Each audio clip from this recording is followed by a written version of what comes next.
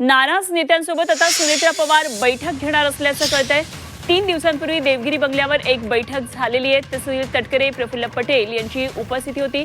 राष्ट्रीय कार्यकारिणीमध्ये बदल करण्यावर या बैठकीत एकमत झाल्याचं कळतंय। या क्षणाची सगळ्यात महत्त्वाची ही राष्ट्रवादीतली बातमी आहे।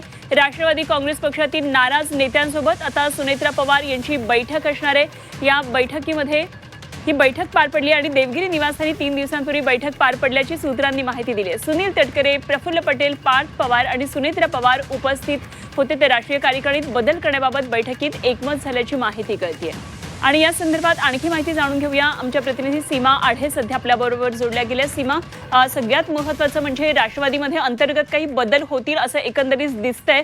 राष्ट्रीय कार्यकारिणीमध्ये बदल होतील असं दिसतंय। काय नेमक्या या बैठकीमध्ये झालेलं असल्याचं कळतंय?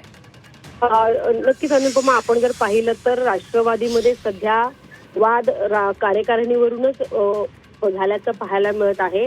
आणि त्या विषयामध्येच अनेक दिवसांपासून वेगवेगळे तर्कवितर्क लावले जात होते। कार्यकारिणीमध्ये पटेल आणि सुनील तटकरे यांच्या नावासमोर पदाचा उल्लेख नव्हता, असे अनेक गोष्टी बाहेर आल्यानंतर राष्ट्रवादीमध्ये 2 गट पडल्याचं सुद्धा आपल्याला दिसत होतं। आता जी माहिती सूत्रांकडनं मिळत आहे, 2-3 दिवसांपूर्वी या 4 नेत्यांमध्ये बैठक पार पडली आणि या बैठकीमध्ये कार्यकारिणीमध्ये बदल करण्यासंदर्भात चर्चा झाल्याची सध्याची माहिती आहे।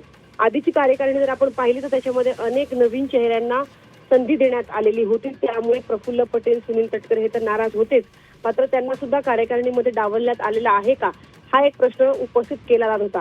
आता नेत्यांमध्ये चर्चा जी झालेली आहे की आता जे पक्षाचे अनुभवी नेते आहेत त्यांना कार्यकारिणीमध्ये समाविष्ट करून घेण्यासंदर्भात चर्चा झालेली आहे। आता ही फक्त एक प्राथमिक चर्चा होती। या संदर्भात अजून अनेक बैठका ज्या आहेत त्या पार पडणार आहे। प्राथमिक बैठक जी आहे ती म्हणावी लागेल। अनेक वादळानंतर, अनेक गोंधळ संभ्रम निर्माण झाल्यानंतर पहिल्यांदाच हे जे नेते आहेत ते एकमेकांसमोर आलेत आणि एकमेकांशी बातचीत करताना पाहायला मिळत आहे।